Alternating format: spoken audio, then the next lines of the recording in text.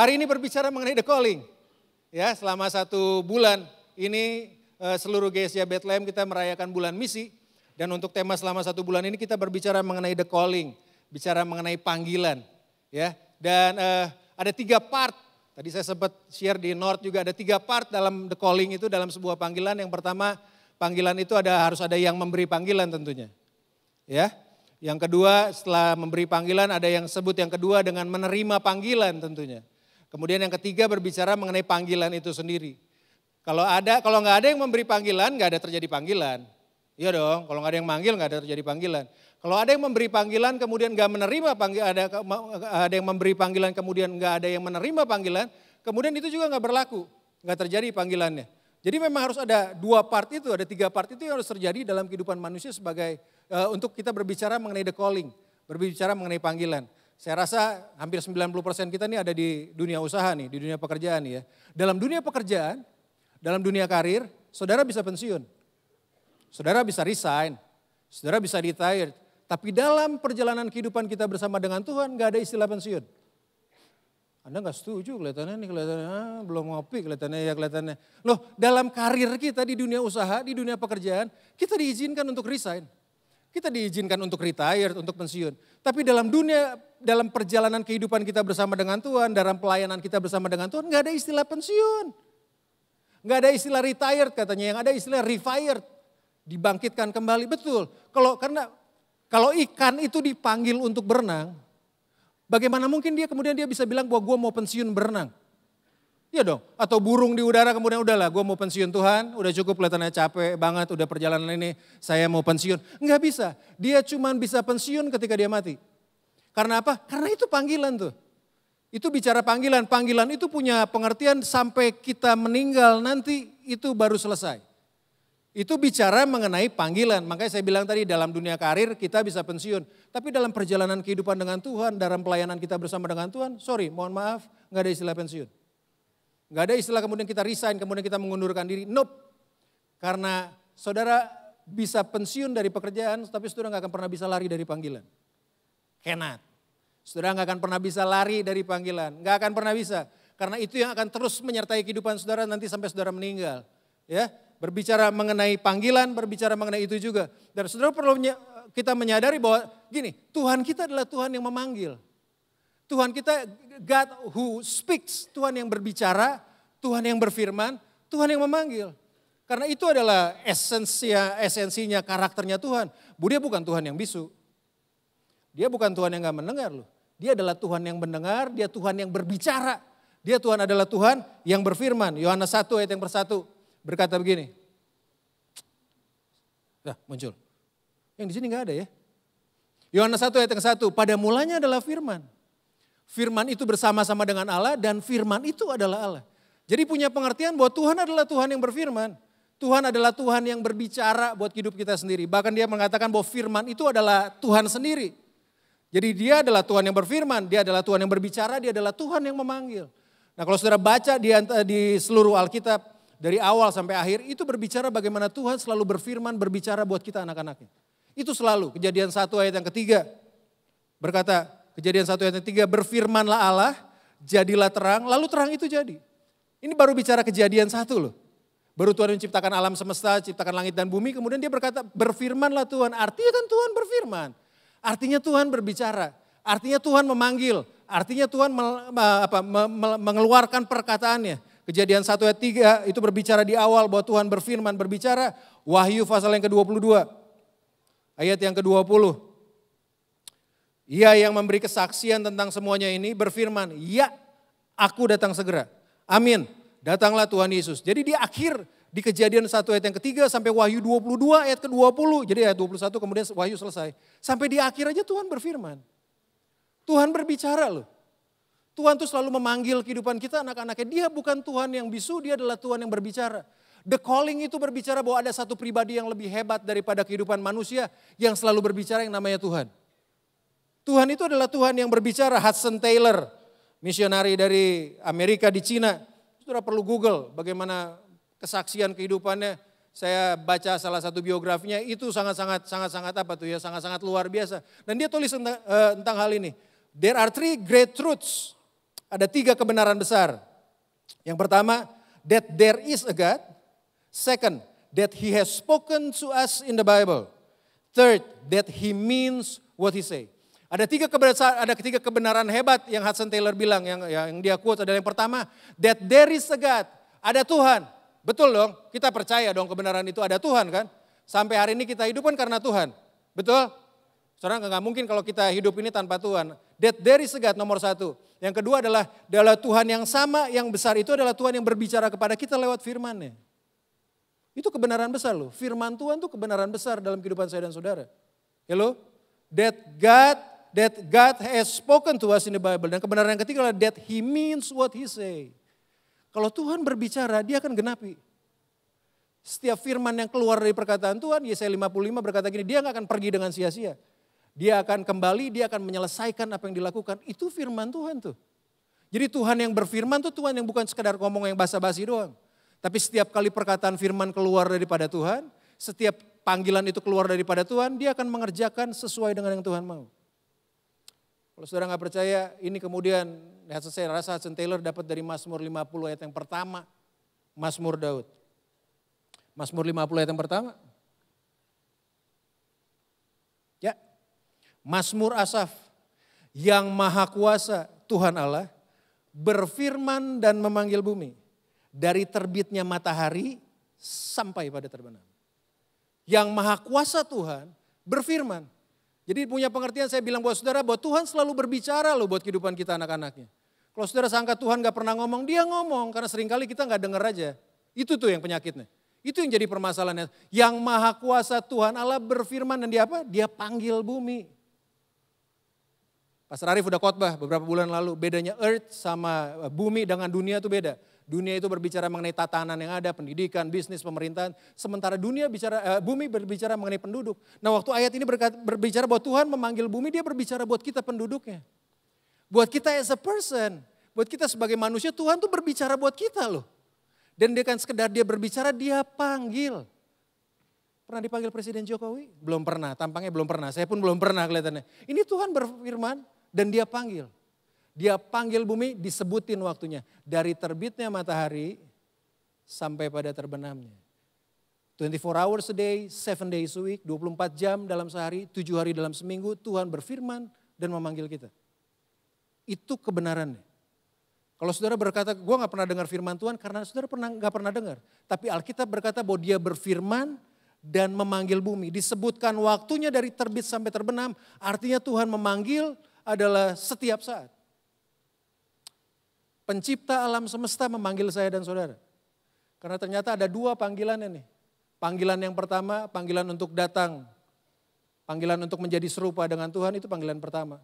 Seringkali kan panggilan itu kita masih bisa tolak. Iyalah, kesibukan, kita bisa tolak kesibukan kerjaan. Ketika Alkitab bayangin Tuhan tuh Tuhan tuh berfirman, kemudian dia panggil. Dia nungguin. Saudara bisa bayangin gak ada Tuhan alam semesta, Tuhan yang maha kuasa, kemudian berfirman, memanggil, dia tunggu. Dia tunggu. Nah panggilan ini dia berlaku buat semua orang. Panggilan ini berlaku buat semua manusia. Yang merespon tentu akan mendapatkan akan mendapatkan faedahnya, akan mendapat manfaat. Tapi yang gak merespon iya.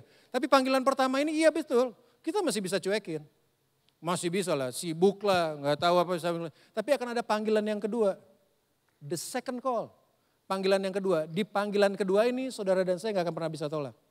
Panggilan untuk datang ke rumah Bapa di sorga. Saudara di sinar kasih maksudnya. Itu panggilan kedua. Bisa tolak? Nggak bisa. Dan memang cuma ada 2 loh. Hidup kita nih akan ada 2 panggilan. Panggilan yang pertama yang Tuhan berbicara nih, Mazmur 50 ayat pertama, dia panggil penduduk bumi.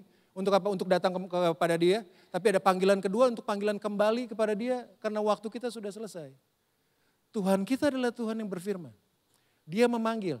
Dan ini lagi panggilan pertama nih. Coba lihat kiri kanan ya kan, lagi panggilan pertama ya. Nggak ada yang panggilan kedua, kelihatannya udah nggak napas maksudnya nggak ada kan.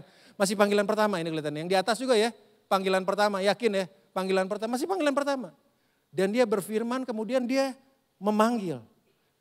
Kalau Tuhan memanggil kita, berarti kan kita adalah orang yang bernilai di hadapan Tuhan. Berarti kan kita berharga di hadapan Tuhan. Bahkan tadi kita bilang Tuhan berfirman, manggil, dia tungguin dari pagi sampai malam. Berarti kan kita bernilai. Berarti kan kita berharga dong. Berarti kita mulia. Benar gak sih? Coba lihat kiri kanannya. Tampang-tampang kayak begitu tuh itu mulia tuh di hadapan Tuhan tuh kelihatan itu. Oh iya, memang mulia. Memang kita mulia di hadapan Tuhan. Loh, saya kan juga pernah cerita berapa bulan lalu. Bahwa untuk menciptakan manusia, Tuhan itu mengambil debu tanah. Untuk ciptain bulan, bintang, matahari yang lain yang gede-gede, Tuhan tuh cuma ngomong jadi bulan, jadi bintang, jadi. Tapi untuk menciptakan saya dan saudara, Tuhan itu Alkitab berkata bahwa ia mengambil debu tanah. Punya pengertian apa? Dia kotorin tangannya loh. Untuk orang-orang seperti kita nih, yang sering jatuh bangun dalam dosa. Dan untuk orang yang seperti kita jatuh bangun dalam dosa, dia panggil setiap hari. Dia berfirman, kemudian dia panggil setiap hari. Kita diciptain dari debu tanah, Tuhan tuh kotorin kita dengan tangan. Tuhan itu mengotori tangannya untuk menciptakan saya dan saudara. Dari debu tanah, makanya debu kembali kepada debu. Ya, jadi tadi saya cerita kalau ada teman-teman yang suka tersinggung, yang gampang marah, gampang emosian, jangan-jangan dia terbuat dari tanah sengketa. Jangan-jangan gitu ya, ribut terus kerjaannya. Sensia banget orang, jangan-jangan gitu. Loh, itu bukan bicara bahwa kita tuh orang yang berharga, orang yang mulia loh. Kenapa kemudian Tuhan berfirman? Kenapa kemudian Tuhan memanggil? Karena dia tahu kita adalah orang yang mulia. Kalau kita orang yang mulia, kalau kita tahu bahwa hidup kita adalah hidup yang mulia, enggak mungkin kita pada hidup dengan sembarangan. Listen, saya tahu banyak anak muda, kalau kita tahu Tuhan memanggil kita untuk maksud yang mulia, dia tunggu berfirman memanggil kita untuk maksud yang mulia. Enggak mungkin kita main sembarangan, enggak mungkin kita hidup sembarangan, enggak pernah mungkin. Kalau Anda ditentukan jadi anak raja kan enggak mungkin main comberan. Iya kan? Enggak ada urusannya tuh dengan kayak gitu, enggak ada. Kenapa? Karena memang enggak sesuai dengan standarnya. Saya suka drama Korea, ya saya suka penonton drama Korea. Tapi nggak pernah ada yang saya tonton setelah Queen of Tears tentunya, setelah The Phenomenal Kim duet itu nyata ada 16 episode kan dalam drama-drama Korea, 16 episode. Kalau di episode 8 sampai 14 kemudian jagoannya sepertinya kalah digebukin, bukan berarti kan kemudian keseluruhan episodenya itu kemudian dia kalah, betul nggak sih? Ya makanya kita kenal istilah jagoan tuh selalu kalah duluan, kemudian mati kemudian. Enggak kan, jagoan tuh kalah duluan, maksudnya menang kemudian, betul dong. Iya gak sih? Betul. Kalau kita tahu bahwa kita adalah mulia dan pada saat ini kita berada pada episode yang gagal. Kalau satu episode, satu babak ini kita gagal bukan berarti kemudian seluruh kehidupan kita tuh gagal. Enggak. Kalau kita gagal dalam pernikahan hari ini, kemudian gagal dalam usaha, gagal dalam bisnis, gagal dalam apapun juga hari ini. Bukan berarti kemudian sampai akhirnya kita gagal. Enggak. Tuhan adalah Tuhan yang berfirman, Tuhan adalah Tuhan yang memanggil. Waktu dia berfirman dan memanggil itu membuktikan bahwa kita berharga di matanya. Panggilannya tetap berlaku. The calling-nya tuh tetap berlaku dalam kehidupan kita semua. Apa yang Tuhan Yesus lakukan kalau berbicara mengenai the calling? Apa yang Yesus ajarkan kalau bicara mengenai the calling? Markus pasal yang ke-1, ayat yang ke-16 sampai ayat yang ke-18. Kita contoh apa yang Yesus lakukan waktu dia memanggil, ini kejadiannya berbicara mengenai bagaimana Tuhan Yesus itu memanggil murid-muridnya yang pertama. Markus 16 Markus ke-1 ayat yang ke-16. Ketika Yesus sedang berjalan menyusur Danau Galilea, ia melihat Simon dan Andreas, saudara Simon. Mereka sedang menebarkan jala di danau sebab mereka penjala ikan. Yesus sedang berjalan menyusur Danau Galilea. Saudara mohon mengerti bahwa waktu Yesus main ke pantai bukan berarti dia butuh healing. Ya, bukan berarti udah capek banget ada di kota, pengen ke pantai sedikit-dikit pakai vitamin C katanya. Vitamin C-nya maksudnya vitamin laut gitu ibaratnya. Enggak, Yesus tuh kemanapun dia pergi, dia melangkah, kemudian dia berbicara, dia selalu punya maksud. Hari itu dia menyusur Danau Galilea di pinggiran Danau Galilea. Tujuannya cuma satu. Alkitab berkata gini, lalu Yesus melihat Simon dan Andreas. Perhatiin, bukan Simon dan Andreas yang mendekati Tuhan Yesus. Enggak, tapi Tuhan Yesus yang mendekati mereka. Hebat gak Tuhan? Seringkali kita pikir kita yang berjalan mendekati Tuhan, yang terjadi adalah Tuhan yang mendekati kita loh. Tadi juga kita bilang bahwa Tuhan berfirman memanggil bumi. Tuhan tuh yang punya inisiatif pertama. Tuhan Yesus tuh. The calling itu pertama apa? Inisiatifnya terlalu datang dari Tuhan. Ia melihat Simon dan Andreas, saudara Simon. Mereka sedang menebarkan jala di danau sebab mereka penjala ikan. Tuhan Yesus tuh panggil Simon, Petrus dan Andreas itu waktu mereka sedang menebarkan jala. Jadi mohon maaf. Gak ada istilah pengangguran dalam kerajaan sorga. Like or dislike, itu yang kejadiannya. Gak ada istilah pengangguran dalam kerajaan sorga. Karena ini yang Alkitab tulis. Tuhan Yesus gak panggil Petrus waktu Petrus ada di gereja.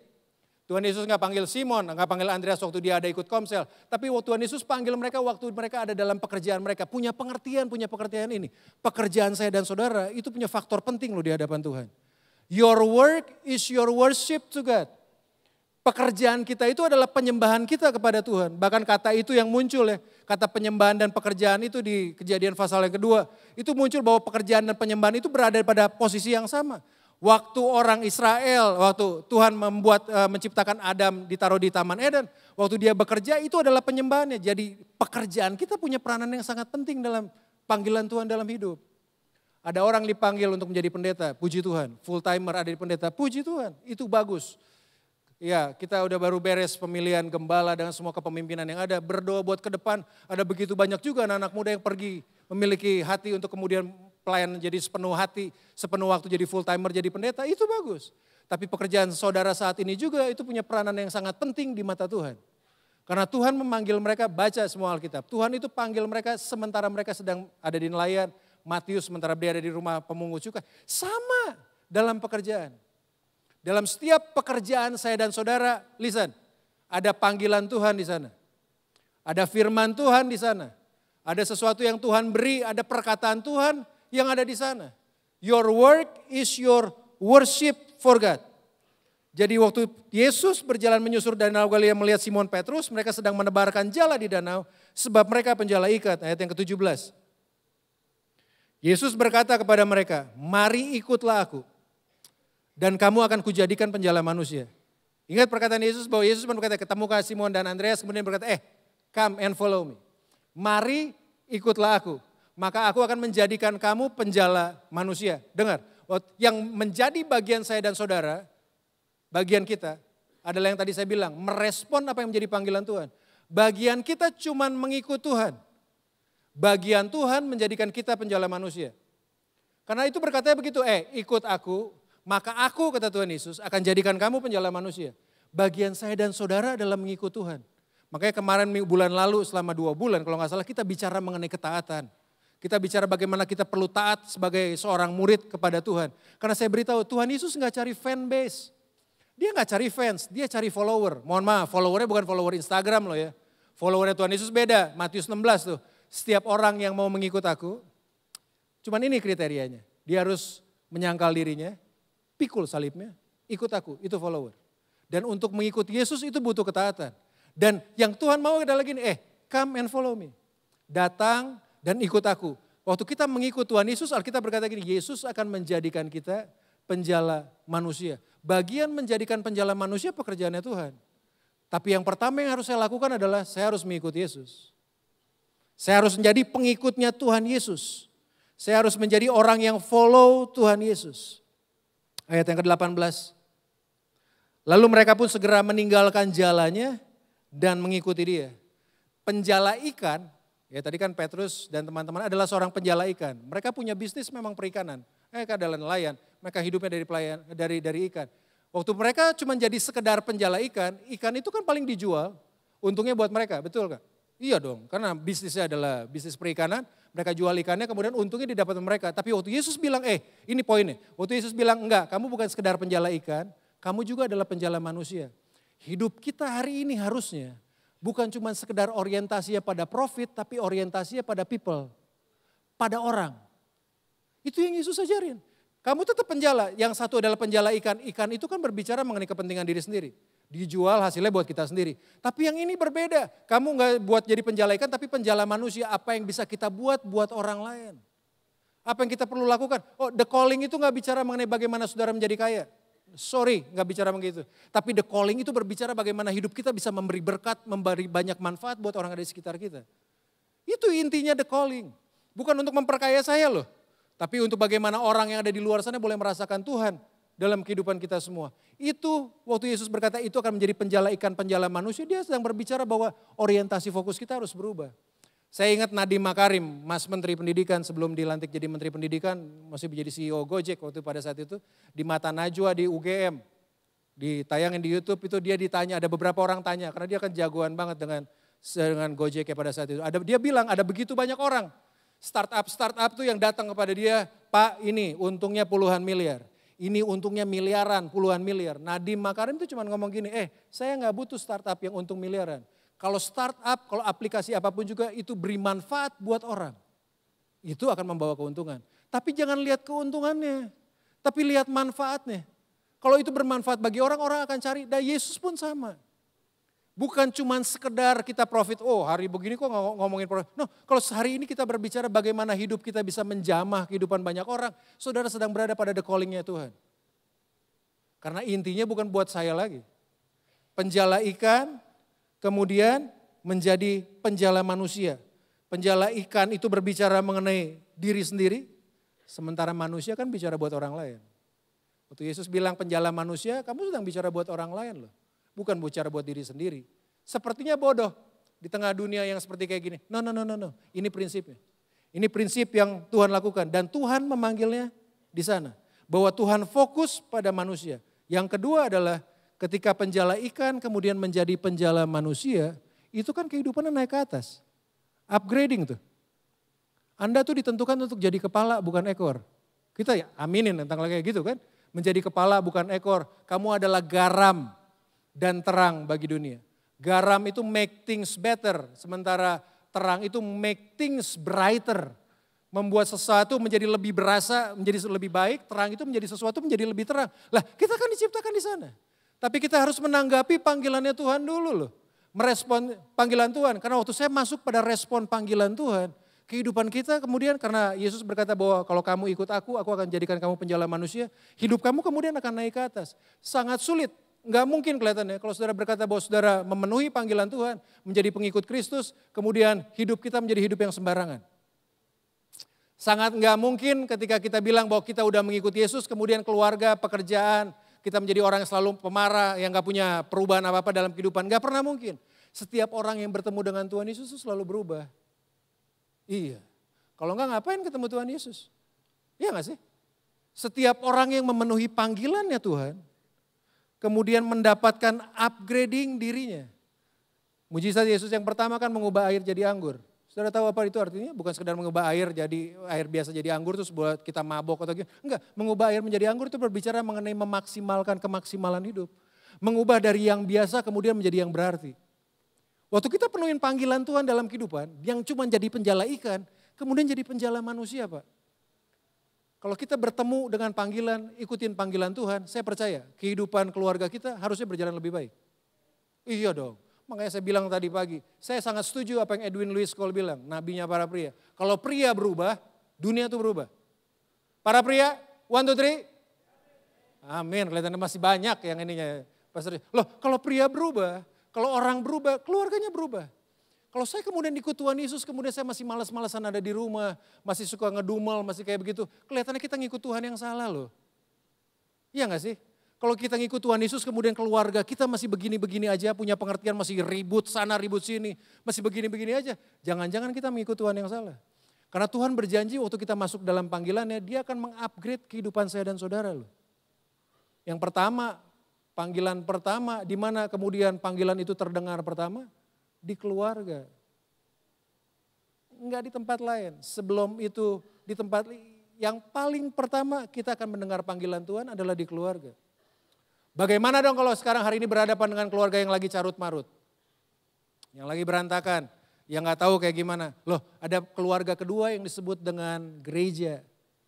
Di mana panggilan Tuhan itu didengarkan buat kita dan kita menanggapinya. Saya adalah tipikal yang kedua. Karena adalah dulu, karena memang papa mama masih belum bertobat, saya adalah orang yang tipikal kedua. Panggilannya muncul dari gereja. Ibu Gembala, Epi Ardania adalah pembimbing kami di Tunas Remaja. Ya, sama dengan beberapa teman-teman, Pastor Arif juga salah satunya. Loh, menemukan panggilannya kemudian di apa? Di gereja, di komunitas, di life group. Makanya life group itu bukan cuma sekedar asal-asalan Bapak Ibu. Ya, kalau life group itu isinya jalan-jalan itu namanya hiking group. Apalagi kemudian life group itu isinya cuma makan-makan. Itu namanya kuliner group.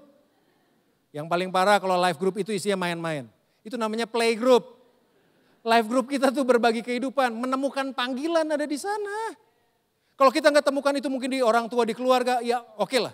Mungkin mereka belum kenal Tuhan. Tapi di gereja, di komunitas-komunitas kecil ini di mana panggilan Tuhan itu muncul. Ada begitu banyak teman-teman saya juga yang dipanggil di masa mereka di awal-awal masa muda di life group. Ada berapa kemudian jadi pendeta, jadi hamba Tuhan. Pastor Desi ada di sini, teman SMA saya. Saya tahu loh jeleknya dia. Saya tahu enggak, dia emang ada jelek-jeleknya. Saya aja kelihatannya. Kita dipanggil apa? Di komunitas gereja. Di komunitas gereja terima panggilan Tuhan. Kalau kita nggak temukan itu di keluarga, pastikan menemukan itu di life group. Hadir di life group Bapak Ibu. Kenapa? Itu adalah salah satu tempat terbaik untuk menemukan the calling yang Tuhan taruh dalam hidup saya dan saudara. Di sanalah kita akan mendapatkan panggilan kita. Wahyu pasal yang ketiga ayat yang ke-20. Saya selesai di sini. Karena kelihatan mukanya udah lapar. Kita akan selesaikan di sini secara adat. Ayo, Wahyu pasal 3 ayat yang ke-20. Tuhan Yesus berbicara. Di latest, kemudian ini Yohanes tulis di kitab Wahyu pasal yang ketiga ayat yang ke-20. Lihat aku berdiri di muka pintu dan mengetok. Jikalau ada orang yang mendengar suaraku dan membukakan pintu, aku akan masuk mendapatkannya dan aku makan bersama-sama dengan dia dan ia bersama-sama dengan aku. Tuhan berkata gini, Tuhan, lihat aku berdiri di muka pintu, aku berdiri di muka pintu. Tadi yang kita dengar Mazmur 50, dia berdiri di muka pintu, kemudian dia ketuk. Berhenti sampai di situ? Kagak. Karena Alkitab selanjutnya berkata gini, jikalau ada orang yang mendengar suaraku. Jadi dia kan cuma sekedar berdiri di muka pintu dia ketuk, kemudian dia apa? Dia panggil. Saudara bisa bayangin gak Allah alam semesta, pencipta, raja yang berkuasa berdiri di muka hari saudara. Berdiri di muka pintu hati saudara. Dia berdiri di sana, dia ketuk dan dia panggil. Di awal tadi saya udah ngomong, bagaimana kita merespon panggilan Tuhan, itu akan menentukan arah kehidupan kita. Yang anak-anak muda, bagaimana kalian merespon panggilan Tuhan hari ini, itu akan menentukan arah kehidupan saudara, masa depan saudara akan dibawa kemana. Sangat penting untuk hal seperti itu. Aku berdiri di muka pintu dan mengetok. Jikalau ada orang yang mendengar suaraku, aku bukakan pintu. Dan membukakan pintu, Alkitab tulis gini, aku akan masuk mendapatkannya. Gak cuma berhenti masuk, aku akan masuk mendapatkannya dan aku akan makan bersama-sama dengan dia. Dan ia bersama-sama dengan aku. Kata makan itu berasal dari kata Yunani deipnon. Deipnon itu dalam kebudayaan orang Israel pada hari itu bukan sekedar makan kemudian habis beres makan kita pulang ya. Enggak, tapi itu sebuah makan, sebuah persekutuan, fellowship tingkat tinggi. Karena kalau ada orang Israel kemudian diundang makan pada hari itu udah berbicara bahwa itu adalah orang yang sangat dekat. Saudara bayangin gak waktu kita merespon panggilannya Tuhan Yesus. Mengetok, kemudian panggilannya kemudian kita respon. Yesus akan masuk dalam hidup saudara. Kalau Yesus masuk dalam hidup saudara, apakah hidup saudara enggak berubah? Berubahlah. Suami berubah, istri berubah ke arah yang lebih baik, iya. Anak-anak berubah semuanya. Aku akan masuk, aku akan makan, aku akan tinggal bersama dia, dia bersama dengan diriku. Panggilannya masih tergaung sampai hari ini. Masih diketok? Masih. Ada begitu banyak kita capek dengan kehidupan kan? Iya, karena kita terlalu banyak mengerjakan kehidupan dengan kekuatan kita sendiri. Lihat, ada panggilan Bapa di sorga. Dia sedang mengetuk, dia sedang berdiri di muka pintu, dia ketuk, dan dia menunggu kita untuk datang kepada dia. Membukakan respon kita, membukakan pintu hati kita untuk masuk kepada dia. Makanya hidup itu bukan cuma sekedar buat saya. Hidup itu harus dibagikan buat orang lain. Misi kan bicara mengenai gitu. Bahwa hidup ini, sehebat-hebatnya perut saudara, ada yang suka makan all you can eat kan ya? Aice, all you can eat. Sekuat-kuatnya kita berapa sih bisa makan Pak, Bu? Hah? Mohon maaf sampai muntah lagi gitu kan, enggak juga. Perut kita ada batas ya, berapa liter, nggak tahu berapa liter ya kalau perutnya. Mungkin nggak liter kali, berapa banyak sih kuatnya. Tapi waktu Tuhan berkata bahwa kamu menggenapi, mengambil, mendengar, merespon panggilan Tuhan dalam pekerjaan kita, dalam kehidupan kita, hidup kita akan dibawa serupa dengan dia itu yang pasti. Yang kedua hidup kita akan dibawa menjadi berkat bagi orang yang ada di sekitar kita. Sebuah quote berkata bahwa God doesn't call the qualified. He qualifies the call. Tuhan itu tidak memanggil orang yang bisa. Dia mencari orang yang bersedia. Kalau saya Tuhan Yesus mau punya misi menyelamatkan dunia, saya nggak akan pilih Petrus dan teman-temannya. Jelas, kenapa? Nelayan biasa, orang biasa, nggak punya kapasitas, nggak punya intelektual yang tinggi. Tapi Tuhan tuh paling suka untuk kayak begitu tuh. Nggak cari orang yang bisa, nggak cari orang yang mampu, nggak cari orang yang bisa jago dalam semua hal. Tapi dia cari orang yang bersedia. Tuhan nggak pernah cari orang yang mampu, Tuhan cari orang yang mau. Tuhan nggak cari orang yang bisa, dia cari orang yang bersedia. Jadi panggilan itu adalah, makanya Mazmur 50 panggilan itu adalah buat kita semua. Panggilan untuk merespon apa yang menjadi panggilan Tuhan, jadi berkat di luar. Jadi berkat di luar. Makanya saya selalu bilang kan berapa bulan lalu, kali-kali kita perlu modif doa kita. Kita seringkali berdoa, Tuhan berkati saya, bagus, gak ada salahnya. Bagus minta Tuhan berkatin, gak minta dukun yang berkati kita kan. Tuhan berkati saya bagus, tapi kali ini kita harus ubah loh doa kita. Jangan cuma sekedar Tuhan berkati saya. Kenapa gak pertama-tama kita berdoa, Tuhan siapa yang harus saya tolong hari ini? Itu mengubahkan banget. Gak cuma sekedar Tuhan berkatin saya, bisnis, usaha anak-anak, which is itu bagus. Tapi kita harus mulai dengan sesuatu yang berbeda untuk mulai modif kali doa kita. Bahwa untuk menjadi penjalan manusia, Tuhan siapa yang harus saya tolong? Siapa yang harus saya berkati sih hari ini? Siapa sih orang-orang yang bertemu dengan saya hari ini? Dan saya cuma yakini bahwa gak ada istilah kebetulan dalam kamusnya Tuhan. Gak pernah ada istilah kebetulan, gak pernah. Itu dirancang dengan sangat sempurna. Orang-orang mungkin yang ketemu dengan kita adalah orang-orang yang memang Tuhan siapkan untuk kita garami, untuk kita bagikan berkat bagi kehidupan mereka semua. Yes, genapin, responi apa yang menjadi panggilan Tuhan dalam hidup saya dan saudara. Karena dunia ini sedang menantikan kita loh. Dunia ini sedang menantikan kita merespon panggilan Tuhan, jadi berkat buat mereka semua. Tuhan gak pernah cari orang yang bisa, dia mencari orang yang bersedia. Mari bangkit berdiri sama-sama, Bapak Ibu Saudara sekalian. Sebelum kita selesai, di 1 September ini, mulai selama 1 bulan saudara akan terima begitu banyak berbicara mengenai misi, berbicara mengenai panggilan. But the most important thing, responi apa yang menjadi panggilan Tuhan dalam hidup saya dan saudara. Kita bisa resign dari pekerjaan, tapi saudara gak akan pernah bisa lari dari panggilan. Yunus itu lari dari panggilan. Kasih karunia Tuhan membawa ikan besar makan Yunus, kemudian dia kembali lagi pada panggilan Tuhan. Jangan pernah lari dari panggilan yang Tuhan beri buat saya dan saudara. Bahwa dia selalu menyediakan yang terbaik bagi kehidupan kita anak-anak. Mari datang pada Tuhan. Terima kasih Tuhan Yesus. Thank you God.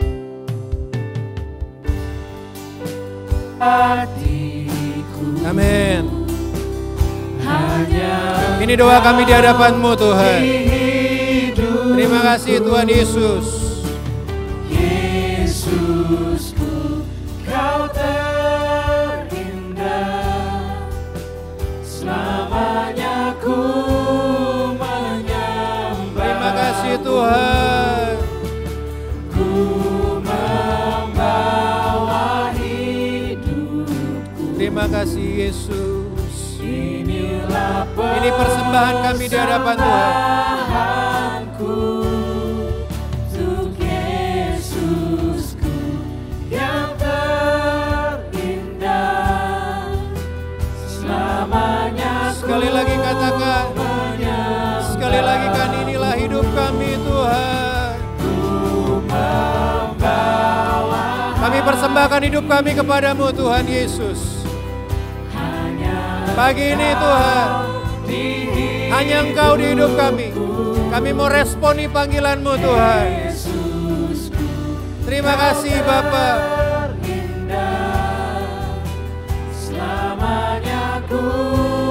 Terima kasih Tuhan Yesus.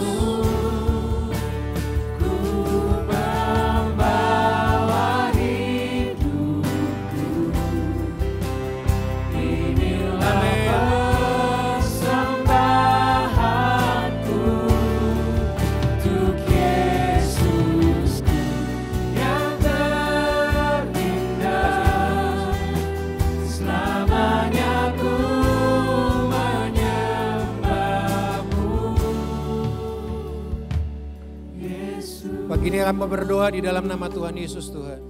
Buat kehidupan yang sudah mulai dihancurkan oleh kesulitan, oleh segala apapun juga Tuhan. Kami gak pernah bisa lihat lagi ada terang yang ada di depan kami. Tapi malam pada siang hari ini kami tahu bahwa Tuhan yang sama yang sudah memanggil kami. Tuhan yang sama yang sudah memanggil murid ke-12 murid. Tuhan yang sama yang sudah memanggil Daud, Musa dan yang lainnya. Itu adalah Tuhan yang sama yang sedang berbicara memanggil kami. Di tengah keterpurukan kami Tuhan. Kami mau tanggapi, kami mau responi, ini kami. Dengan hati yang terbuka di hadapan Tuhan. Dengan tangan yang terangkat. Dari kehidupan yang paling dalam sekalipun Tuhan. Ini hidup kami persembahkan. Kalau buat dunia kami adalah orang-orang yang hancur. Tapi bagi Tuhan kami adalah orang-orang yang mulia. Kami tetap anak-anaknya Bapa di sorga. Yang penuh dengan kasih, yang penuh dengan kemuliaan. Jadi pagi hari ini Tuhan, kami buka hati kami. Kami buka kehidupan kami berkomitmen kembali. Mungkin seberapa dari kami gagal dalam pernikahan, gagal dalam usaha, begitu banyak kegagalan yang sudah kami lewati. Tapi kami tahu panggilan Tuhan tetap nyata, kami akan jadi kepala bukan jadi ekor.